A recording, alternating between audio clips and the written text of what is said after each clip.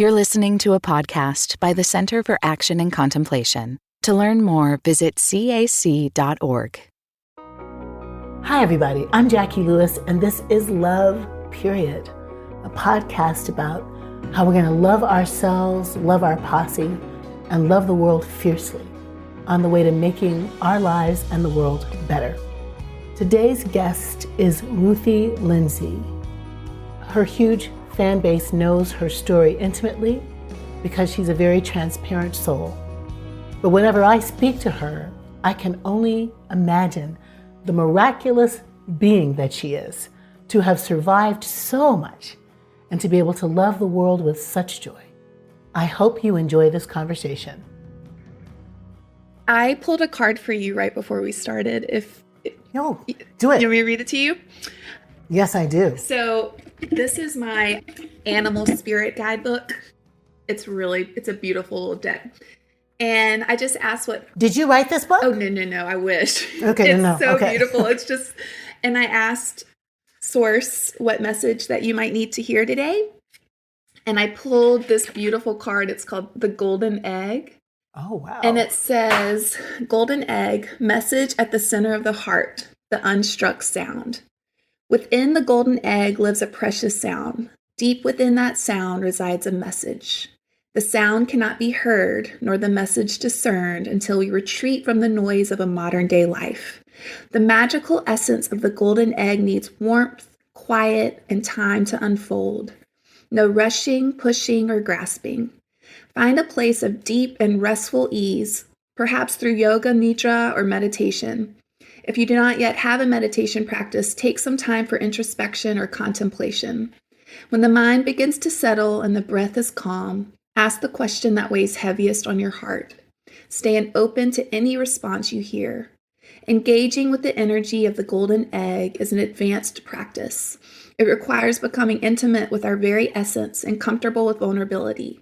When a feeling of tenderness or gratitude arises from deep within you, know that you are well on your way. Your chest may swell like you're seeing an old friend that's been away for a long, long time. Listen to the message they've been waiting to tell you. The golden egg and the fourth chakra. The subtle essence of the golden egg is nestled deep within the heart center at the fourth chakra. This chakra, called anahata, is the home of the self or soul. By bringing the mind into this center, we discover a portal to the most intimate and luminous space. It is said our inner God sits there in deep meditation, waiting for us. Anahata translates as the unstruck sound. The unstruck sound, girl. I love that. Yes. That's beautiful. Isn't that beautiful? You got to text me the name of the book so I can get that. That's beautiful. I will. It's one of my favorites. It's just... Say the title. It's Say beautiful. the title so the listeners can get it. It's called The Wild Unknown Animal Spirit Guidebook. The Wild Unknown Animal Spirit Guidebook. I love that. I want it. I'm getting it. Yes. I'm getting it. Yes. Hi, Ruthie. Hi, How are you? sister. How you doing? I'm so good. I'm so grateful to be with you. I've been thinking of y'all. You have been through it. How are you? I will say Today. at this exact second, we're going to be in a podcast zone for folks listening, but we are looking at each other's faces, and you're beautiful, and you look calm. You look like love. It makes me feel calm. I'm happy. I'm happy to see you. And it has been wild. It has been wild. It has been so wild. What a year 2020 was. Oof. And to end it with a fire, that was something. I will say, the magic of you pulling a card for me and reading to me about a golden egg. There are these graces, Ruthie, that keep happening from some weird small town in, Bendigo or Australia or somewhere. Some bishop will write me and say, John Diet, one of our old members, said your church burned and we're praying for you right now. Or I'll make a tweet and somebody will say, I've been waiting to hear that, just that. So I do also feel that you and I know this to be true, that there is another energy at work always. There's pain and there's heartache and there's tragedy. And there's a kind of amniotic fluid is the word that came to my mind that is also holding us. Does that sound too woo-woo?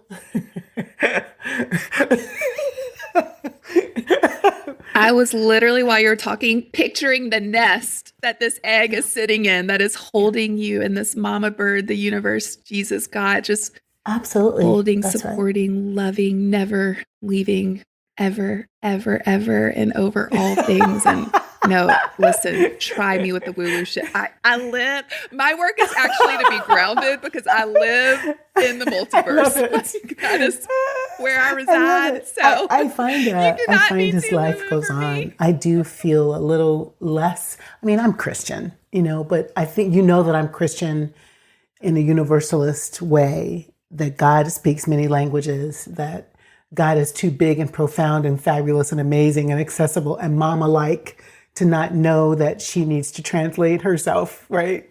So I love like we start with you pulling a card for me, and I do think that I'm in a seeking place, just listening for all the ways Spirit is trying to show me what Spirit's up to. 100%. And when I think of fire, I think of alchemy and transformation. Yes. And when I think of you, I think of all the ways that you alchemize the trauma, the pain, the loss, all the isms, how you speak for and are always bringing it back to source, to transmute and to love and to be held and to remember we're not alone. And like you are like the ultimate alchemist. I think that's true of us, love, and I really appreciate that. I'm thinking about just the ways we bump into each other in the world, the Together tour and the widen space and just watching each other in the world. It does feel like there is so let's stay with this amniotic womby thing, that there feels like there are women, not just women, but I'm paying attention right now to the women that I'm noticing being doulas or midwives or birthers or, alchemists, to some kind of beautiful energy that is crossing race and age and religion. Are you noticing that? 100%. And that's what I feel like the more we step into that, we're also, the magnets of drawing that in. So I feel like I've been fortunate enough to learn from women like you and all these women of all different races and backgrounds. And like, that's who I long to surround myself with. That's who I want to learn from. That's who I want to co-create with. And I'm seeing it more and more and more. And it's so inspiring to me. And it's so humbling. It feels like such a privilege to learn from. I love learning from you. It's such a gift. Yeah. I think I love learning from you. And I think about like all these women that we're bumping into, from Jenna to Maya Amanda to, to Glennon to Cheryl, right, to other women in Congress, it's just, there is something really beautiful bubbling up. This divine feminine. Leadership. Yes, exactly, right? Absolutely. On the floor of Congress. Out in the streets. Yep. As nurses and doctors and first responders. There's a woman in my church whose name is Megan. She's beautiful. Married to a woman. 3 little girls, twins and another older daughter.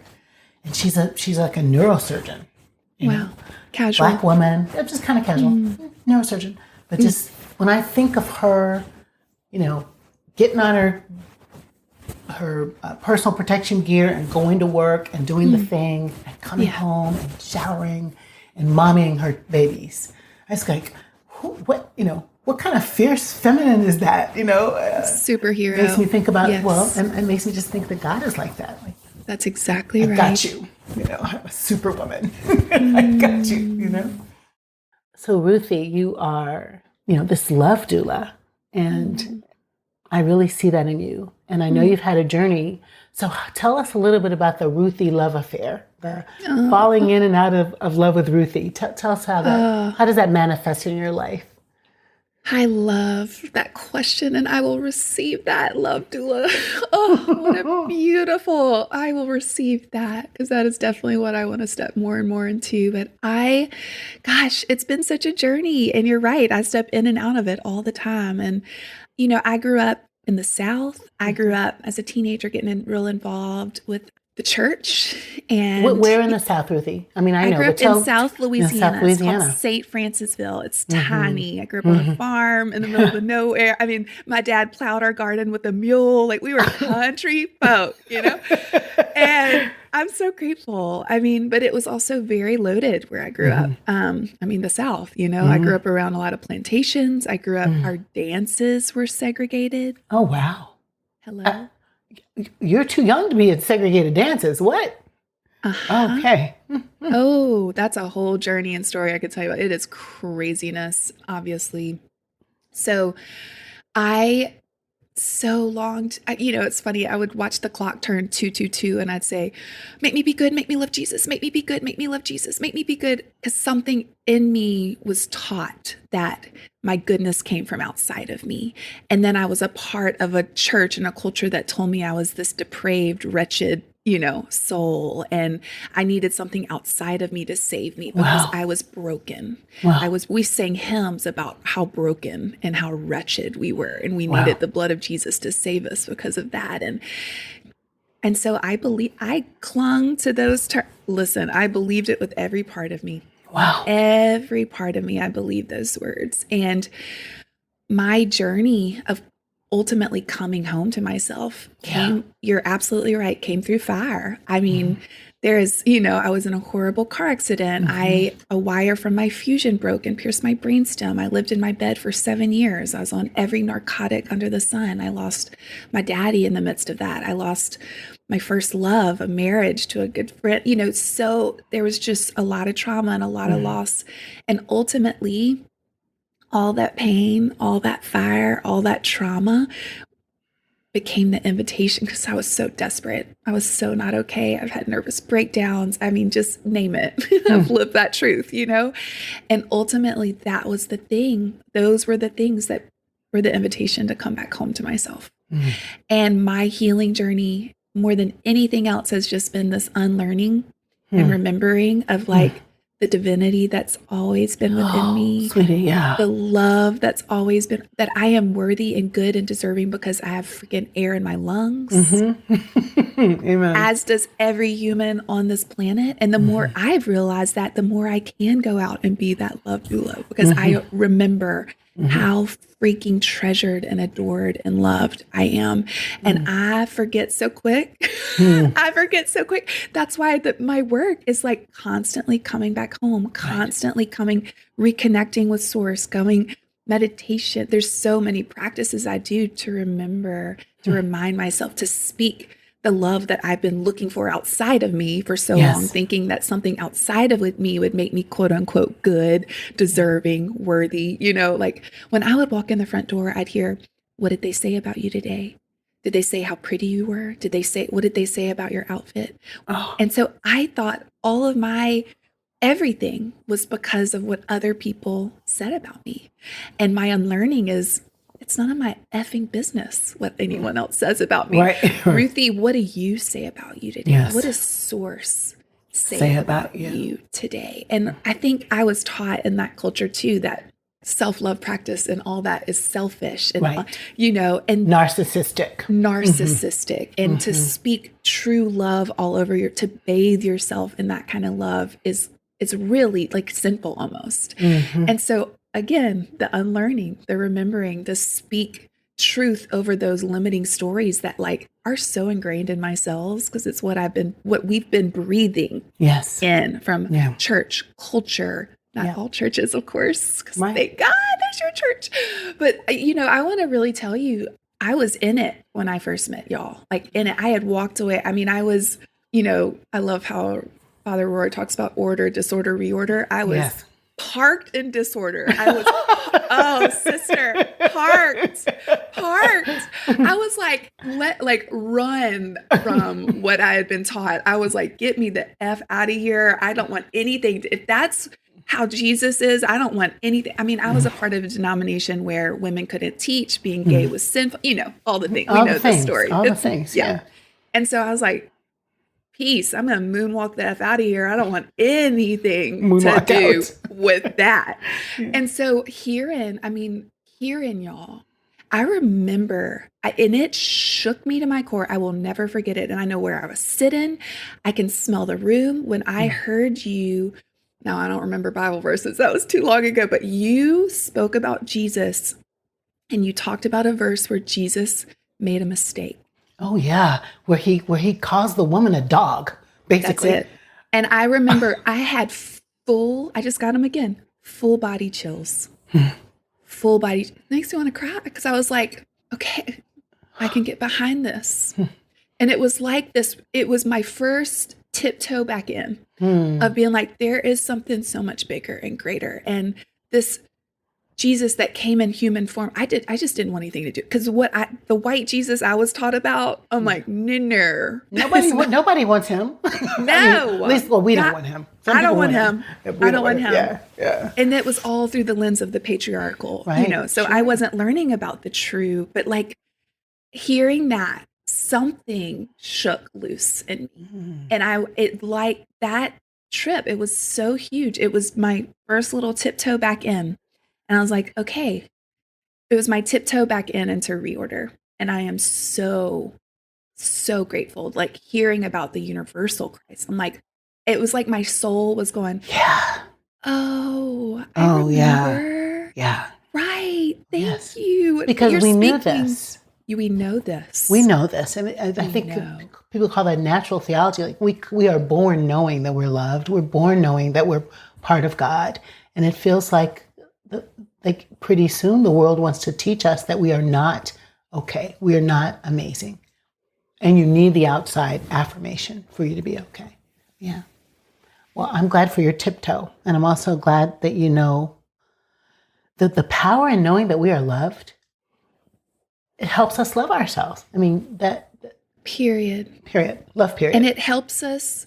And the more I believe that, the more I trust that, the more I lean into that, the more I bathe myself in that, remembering that, knowing that truth, the more I'm able to walk out that front door and be a mirror of the love that's everyone's. The more I go inside and remember that I am connected to all things, that patriarchy is the one that taught me that there is an other and I'm not connected to all things and to all animals and all plants and all humans. The more I go in and remember that, the more I am able to actually be that mirror of love, because I remember that it's everyone's. It's the most loving thing that we can do on the planet, is to remember our divine inheritance of pure love that never leaves, that never can change, that never lets us go. Never ever lets us go. Freaking go. We live in that amniotic fluid of just pure love. Ruthie, that is just so well said. I'm working on this book called Fierce Love, coming out. Yes, you are. In November. I will be your biggest cheerleader. You let me know, sister. I will be singing it. You name it. If you need me to be naked in Nashville, just waving that book, sign me up. I'm so excited about the opportunity to think, right, and reflect. And of course, obviously, this idea of love your neighbor as yourself. Love your neighbor as yourself shows up in every major religion in some form, positively, negatively. Don't do what you don't want done to you, or do what you want done to you in some form. And stuff I can't pronounce is like a ubiquitous teaching, which makes me think about how true it is, that it predates religion in a way, the kind of ethic, philosophy, worldview. I'm walking out of the ocean and getting in the cave, and I'm understanding the way I'm going to survive is I'm going to be connected to my neighbor and take care of my neighbor and love my neighbor as I love myself. So the world is crazy town, and there's so much enmity. And I feel like what you just said, Ruthie, about the more I remember that I am in an amniotic fluid of love, the more I can love my folks, the folks. Yeah. So what can you, like, when you think about the people around you, both say the people who hurt you as a young person of faith, and also the people who are like your best friend now. How do you do love of your posse? How do you keep it flowing? What kind of practices do you do to keep that flowing? Oh gosh. I love a practice. I have a lot of practices. And in a lot of ways, I'm also, for the first part, like the people that hurt you, we all have these core wounds. And I think there's both ands to all of it. Like I can love people from afar and not be in their lives. I think boundaries are the most loving, beautiful thing. I think truly it's like, I can love, even the people that taught me growing up things that were very much not true and very damaging.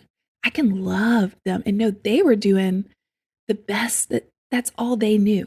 And even like, I think as I've stepped into a bit more of the reorder, I can love that church, like those people in those churches, those white men, they thought they were keeping me safe. I hear you. They thought they were keeping me safe. Does that dismiss? Do I need to mourn? Do I need to like release? Do I want to go to those churches? No. Not my journey anymore, thank God.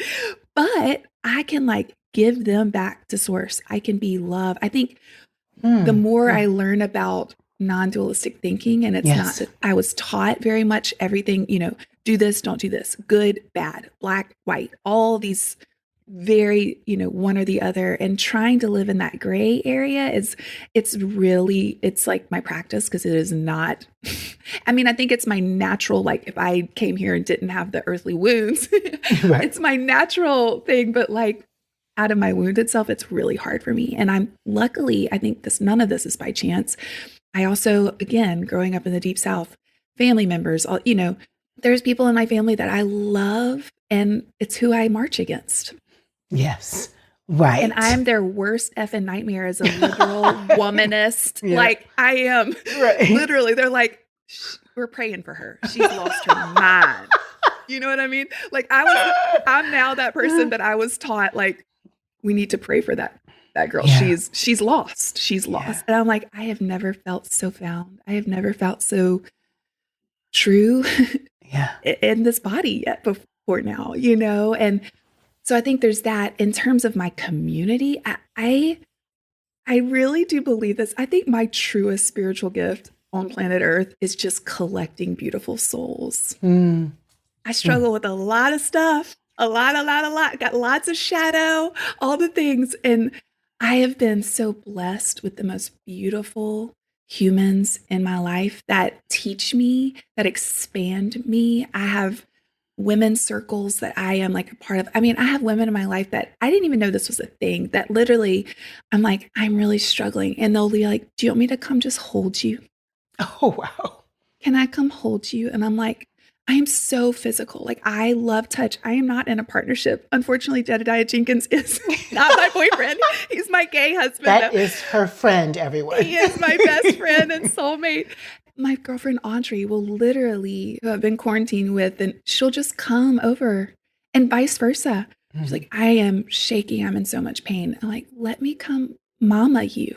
Let me come hold you. Let me come mama you. Oh, that's great. What an honor. What an honor. And we all play those roles. Like sometimes I'm the mama, sometimes I am the wounded little girl that is just in pain, that has aborted my woman body and is in my wound. And I can speak my insecurities. We do shadow work. And that's when I'm like, that's when our relationships have gone to a deeper, like my girlfriend, Mari Andrews, who, by the way, do you know Mari Andrews? I don't think I do. I need to connect y'all. Yes. She was posting all about you, dear, when the fire happened. Yes. And she's doing something with some friends right now. They're doing, yes, I know she is. Can we make, can you make us connect? Yes, I will connect you. She is a soul sister. We meet once a week and we do deep shadow work. Meet on Zoom. She lives in New York. And like, I will say, I'm so sorry. Like, I felt really jealous of this thing when you told me this. Yeah. And she'll look at me and she'll say, I love your jealousy. Oh, God. Thank you for sharing that with me. Wow. And she'll share wounds of hers with me and with other people. And like, we go there, and it's a practice. I did not just jump into that, but I remember learning, listen, I've been to treatment, all the things. I've had nervous breakdowns. And I remember learning how to have these circles and what it means to actually be vulnerable. And one of the things they talk about at this place is the opposite of addiction is connection. That's really beautiful. We cannot do this alone. No, we can't. My friends, and I think, at first I was like looking to everyone outside of me, fix me, make me better, fix me, make me better, make me okay. Doctors, husband, daddy, help me. I'm not okay. And I couldn't sit with myself. And then I was like, wait, it's your journey. You have to go in and do this work. It's no one else's job. So then I isolated and went the other way. And I was like, okay, I have to do all this and white knuckle it. And again, it's that black and white dualistic thinking. Like really learning the both and, right? Yeah. The both and. Yes, it's ultimately my work to go in and do this. And you don't have to do it. And I don't have to do it alone. That's beautiful. I can be held by a group of women and surrounded by them. I have the most beautiful soul brothers in my life that like love me with the purest love. That is just, I can't believe it's real. And we all practice. We have it's messy. We're humans. Like we hurt each other. And that's where and sometimes people don't stay, and it's all of it. It's all of it. But my friends, I think the more I've really come home to myself and begun doing this self-love, the more I've also drawn in and attracted. I mean, I feel so honored that I get to have women like you. Like, who do I even think I am? A child of God. A child of God. Exactly. Because the more we do this work, the more we draw in that. And I've really been so blessed to live that. Love Period will continue in a moment.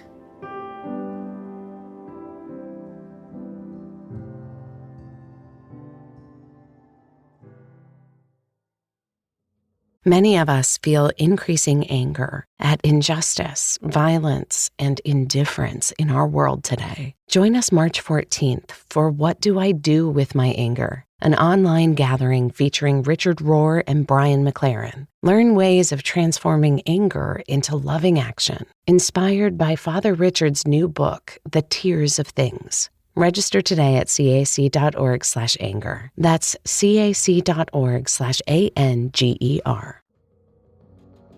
Ruthie, there's a way in which what you're saying is so obvious and so we just don't really get it, that we are who we are in relationship to other people, actually, right? We are this idea of Ubuntu.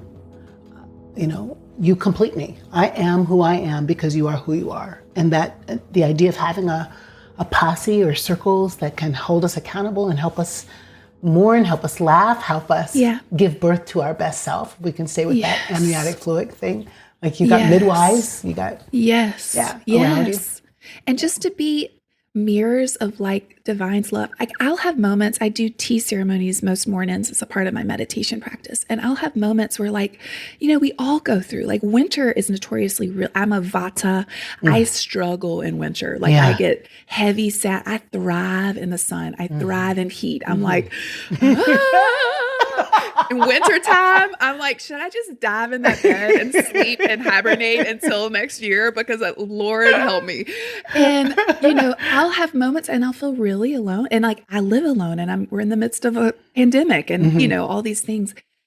And I will do these tea ceremonies and I will literally see these faces, these women and these men that just love me. And I'm when I question that there is eternal light and love surrounding me, loving me, holding me, I'll see these faces. And I'm they are these pictures of the divines. I literally will look at my friends. I'm you're a reminder to me that the universe is so obsessed with me. Because the fact that I get to be looked and seen and known and loved by you and vice versa. And I get to do that. I get to be that mirror. I get to look at someone and see their shadows and see their light and be oh, I'm so in love with you. I love all of you. The beauty in the whole thing is in what you're all saying. of it. Like, not the shiny part of you, but the beauty of knowing the shadow and the Yes. shiny and loving it all is like really beauty. It is so yummy and messy and beautiful and just gritty. And to have someone look at you when you like feel so vulnerable and you're confessing almost like, I struggle with this, like this thing really hurt me, or here is how I've been actually thinking about you and it's my stuff. And to have someone be like, I love that part of you because I love all of you. Come on. Come on. To be that for someone and to receive that for someone, that is divine. That is divine love. That's right. Ruthie, that's so beautiful. Oh my gosh, that is so beautiful. So what would happen if what you just described could be translated into, politics, national stage, world work, beyond our intimate circles? What would it look like if we could learn to hold the both and for that person over there in the world? Yeah. And to not other them, everything would change. I mean, the work that I feel like, part of the work that I feel like I'm on this planet to do is to be mirrors of that love for people to come home to themselves. Like, and on this plane, in this life, this body is the only home we'll ever know. Right. Like, it's the only thing I'll ever own. Right. It's the only thing I have from the beginning to the end. And we leave and we disassociate and we are taught, abort, it's not safe in there. The flesh is sinful, the heart is deceitful. Like, patriarchy has taught us, it's a part of this huge system, has taught us to leave ourselves. Because if we hadn't left ourselves, we would never believe that there was an other. There would not be any other isms.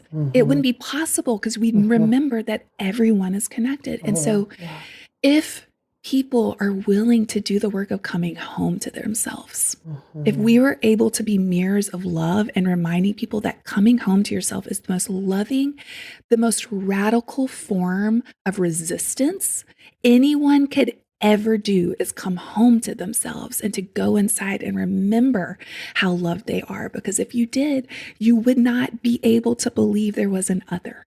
You can't. It's not possible. And so I think that's our work. If I am able to look at someone when they have just been horrible and remember, I'm still connected to you. No matter what. No matter what. No and matter when what. you're acting like this, what I perceive as a monster, you are a wounded human. That is, you're torturing yourself too. Like, you are traumatized. And that does not dismiss, like, I want to punt you to the effing moon.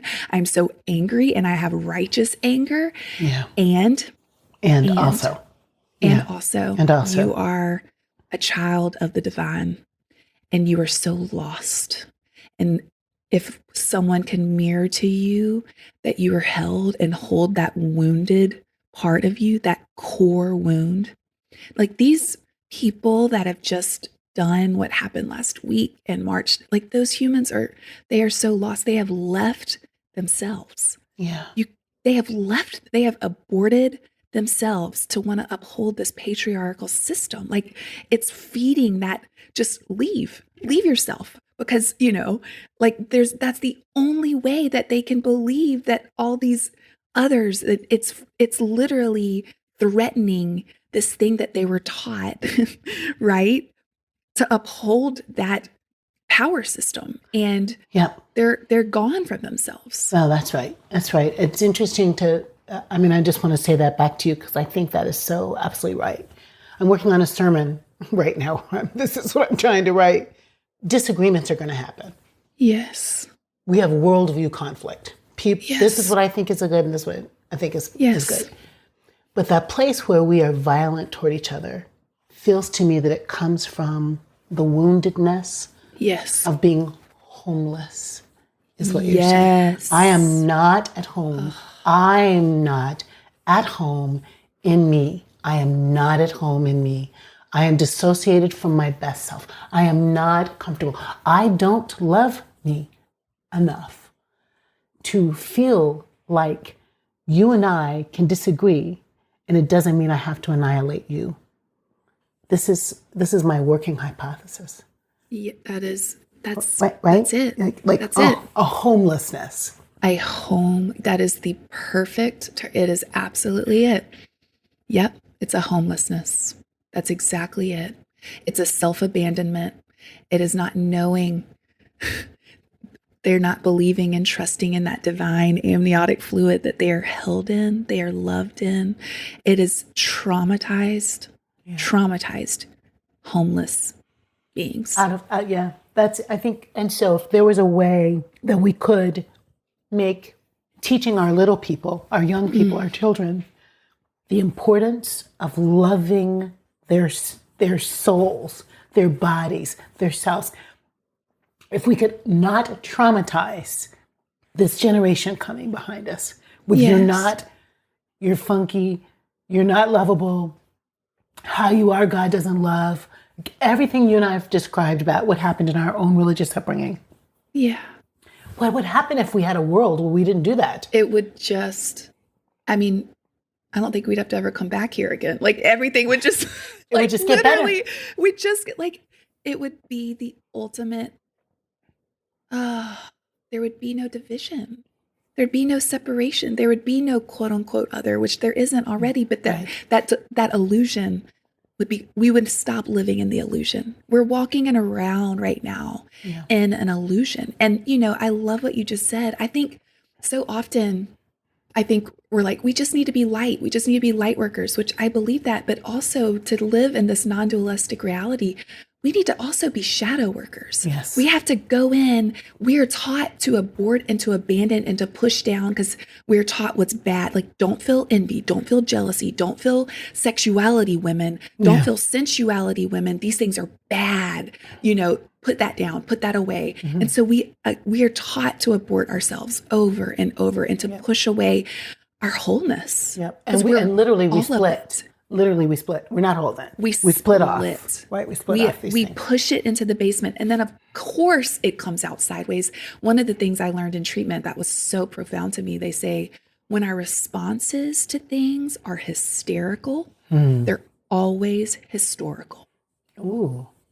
It is that core wound pain that was never dealt with, that was pushed down, that was taught you are bad, and we have left ourselves. When things are hysterical, like last week, those hysterical things. Even, the Black Lives Matter movement, it makes so much sense that there was a lot of hysteria. That wound is 400 years old. That is historical. Of course, that was justified. Right. What last weekend? Listen, we're not going to justify any of that shit. But also, it's historical pain. Well, I think it is too. Caveat everyone, we don't think anyone should be violent. That's not what we're saying. Absolutely. But what you say about the hysterical is historical. It is historical that our nation has been violent around race and difference and gender. And we got to be who we are around this. It is an archetypal memory. That the way you win is you kill. The way you win is you beat down. That's what you do. Yeah. So war, all these things. All the time. Yeah. And I think, unless we go back in and address and hold and love and honor that core wound and see it for what it is. You can't heal something you don't allow yourself to feel. We know this. That's right. And we also still avoid it at all costs. And we resist it at all costs. Right. And we pretend like it's not a thing, right? Right. And so we have to go back to that core wound. Yes. We're not going to ever have, the division's always going to be there if we don't go back and address that core wound and don't acknowledge and go in and do that healing work. It can't heal unless you go back in. And so I think the shadow work is acknowledging the trauma, acknowledging the pain, acknowledging, part of my work in shadow, and winter is such a beautiful time to do shadow work. It's I will literally in my tea ceremonies, I will sit with my shadow parts. I will sit with my jealousy and I'll say, oh, hi, sister. Oh, I know you feel like there's not enough for you. I know you believe that story, but here I am as love, and come sit with me, come sit in my lap and let me hold you. Let me love on you. Let me sit with you. I'm not going to shame you. You can sit here. Now, love, I'm going to be the head of this table, but you belong here.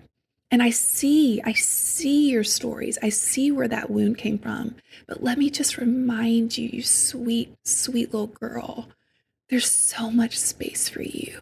You are so loved. There's always more. This love is for you too. And it's almost like this dance instead of being like, oh, Ruthie, that's so gross. How could you feel that again? You've done all this work. That's so disgusting. How could you be jealous of that? And that shame, do you think that helps that jealousy freaking go away? Nope. Underground, but not away. Then it comes out sideways hysterically, Exactly. But when you do that, it alchemizes it. Yeah. And when you remind yourself, you're tender with that part of you. Oh, that's so beautiful. I love that. That's beautiful. My therapist likes to talk about my little Jacquies, and we there's more than one. No, friends, I do not have multiple personality disorder. But there's more than one way that the little one, she says, shows up. Sometimes she's fierce, and sometimes she's vulnerable and timid, and sometimes she's like, see me, I think, but the way you said it alchemizes, to acknowledge it, to see it. It's James Baldwin. Anything we face can be changed. Exactly. Yep. Period. I mean, that's just period truth. In a nutshell. Yep. And I think, is it Alice Walker or, anything we love can be saved. I love that. Anything we face can be changed. Oh, those are perfect together. I know. Let's say it again. Anything we face can be changed. And anything we love can be saved. Goodness. And transformed and alchemized. I mean, that is alchemy. It is. That is alchemy. You just watch it like, and I think about the gritty shadow stuff. I think about, it's like, you almost like want to see, I was about to say, I love the shit word, but poop, it's like the earth is the ultimate alchemist. And it's like, we give it back. It's this constant cycle, and it can be like fertilizer. Yeah. Like, think about That's fertilizer. That's really good. Right? That's really good. Come on. It's beautiful. Mother Earth is she's medicine. She is our ultimate teacher of all things. Have you ever been to Lancaster, Pennsylvania? Do you ever so you literally, I used to be a sales rep for Kodak, and driving west out of Philadelphia, you drive west and then suddenly you can smell all the fertilizer, the lush green, all of the lush green, everything. You're like, yes, I've entered into beauty because here is the smell of all the horse poo in the world. Oh, that makes my nose hairs burn just thinking about it. Oh, yeah. But at the same time, right? The tallest corn stalks and those green bean poles and just everything. Oh. Yeah. Ruthie, let me just ask you a final question, honey. It's such a great conversation. What do you know for sure about love? Eternal. Mm-hmm. It was there beginning, middle, and end. I can never separate myself from it. Mm-hmm. I can never separate myself from it. Mm-hmm. In those moments when I was having nervous breakdowns and in that bed for 7 years, I felt so abandoned. That story told me I was alone. And I believed that story. And now I can look back at that girl and I'll have visions of myself back in that bed, and I'll see these just angels and light workers and just love holding me, surrounding me, like never leaving me. That love was with me in that wreck. That love was with me in treatment. Like, even if we can't feel it, yeah, doesn't mean it's not there. Doesn't mean it's not there. I can't run away from it. Yeah. We can't, because it just is. I love Ram Dass, and he talks about, I am loving awareness. And it just is. And that's what's so beautiful, is we are that love. Yeah. Yes. We are love. I am that love. I used to only say I am loved. And then I remember a counselor saying, what if you change that to I am love? I am love.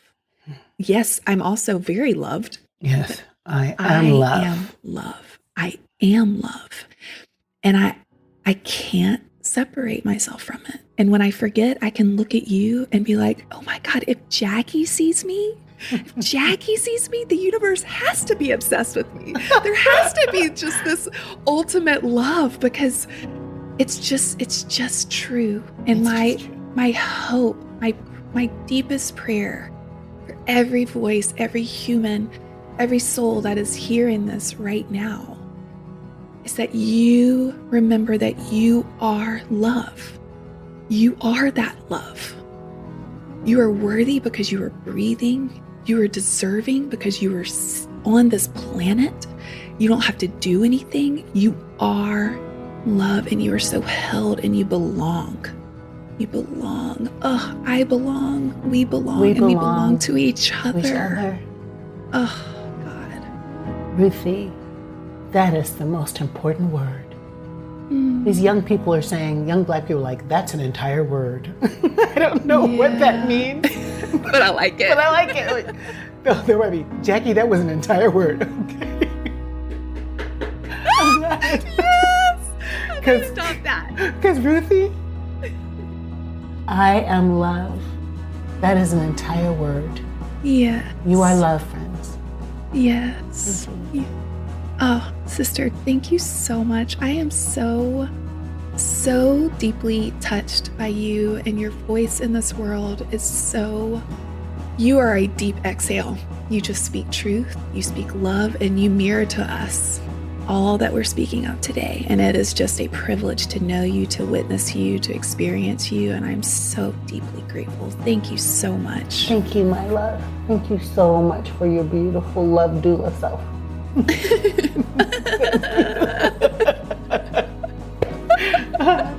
Sometimes I think, when I think about your story in the bed, I think like it took 7 years to incubate you. I don't know. Oh, that was that little egg in her nest. I know. I'm so glad you came out of that. Thank you. Yeah. Thank you, sweetheart. Thank you, baby. Thank you, sister. Love period is Corey Pig, Paul Swanson, Izzy Spitz, Sarah Janzak, Jenna Kuiper, Sarah Palmer, Nicholas Kramer, and I'm Calista Brewster. This podcast is produced by the Center for Action and Contemplation, which is located in the heart of New Mexico, thanks to the generosity of our supporters. We also have other podcasts you might like. You can find those wherever you like to listen by searching for Center for Action and Contemplation, or visit us at cac.org to find out more about our other programs. From the high desert of New Mexico, we wish you peace and every good.